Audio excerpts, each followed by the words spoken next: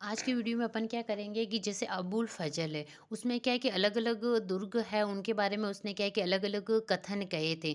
उन कथनों को क्या है कि अपन इस वीडियो के अंतर्गत करेंगे कि अबुल फजल ने किस दुर्ग के बारे में क्या कहा था, किस दुर्ग के बारे में क्या कहा था। क्योंकि एक ही स्थान पर अपन उनमें कन्फ्यूज हो जाते हैं, जैसे अबुल फजल है या और कोई है, तो अपन देखेंगे जैसे अबुल फजल है, उसने क्या है कि इन दुर्गों के बारे में क्या कहा है, उनको अपन यहाँ देखेंगे। जैसे अबुल फजल के कथन है, रणथंभौर दुर्ग है, उसके लिए जो है कि अबुल फजल ने क्या कहा था, ये दुर्ग क्या है कि बख्तरबंद है। बाकी सब दुर्ग क्या है कि नंगे हैं, लेकिन ये दुर्ग क्या है कि बख्तरबंद है।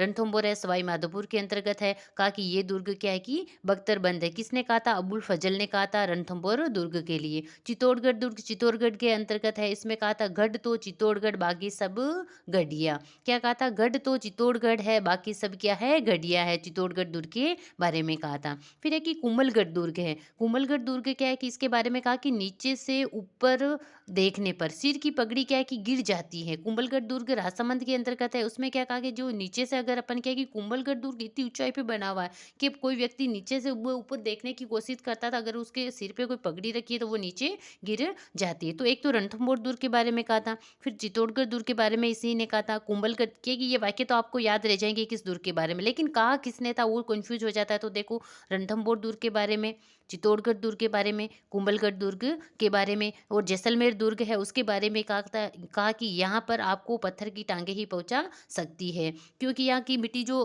गर्म भी होती है और ज़्यादा हाई जगह मिट्टी भी होती है, तो पैर धंसते भी, तो हुआ क्या कि पत्थर की टांगे है वही आपको अब पहुँचा सकती है। किसके बारे में कहा था? जैसलमेर दुर्ग के बारे में। हल्दीघाटी युद्ध, हल्दीघाटी युद्ध है उसको क्या है कि गोकुंदा कहा था। इसने हल्दीघाटी के युद्ध को गोकुंदा का युद्ध कहा था। किसने कहा था? अबुल फजल ने कहा था। तो अबुल फजल है, देखो महत्वपूर्ण कौन कौन से दुर्ग, एक तो रणथंभौर दुर्ग है, चित्तौड़गढ़ दुर्ग है, रणथंभौर, चित्तौड़गढ़, कुंभलगढ़, जैसलमेर और हल्दीघाटी। इन युद्धों के बारे जो दुर्ग है उनके बारे में जो कथन है आते हैं, तो वो महत्वपूर्ण कथन किसके हैं? तो अबुल फजल के कथन है। राजस्थान का अबुल फजल मुनोत नैंसी को कहा जाता है। जो राजस्थान का अबुल फजल है वो किसको कहा जाता है? मुनोत नैंसी को कहा जाता है। इको टूरिज्म नीति, इको टूरिज्म नीति है 15 जुलाई 2021 को हुई थी।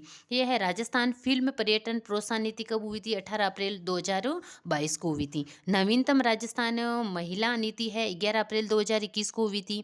और प्रथम सौर ऊर्जा नीति है 13 अप्रैल 2011 को। फिर है कि सौर ऊर्जा नीति 2019 से 18 दिसंबर 2019 को हुई थी। प्रथम पवन ऊर्जा नीति है 2000 को है।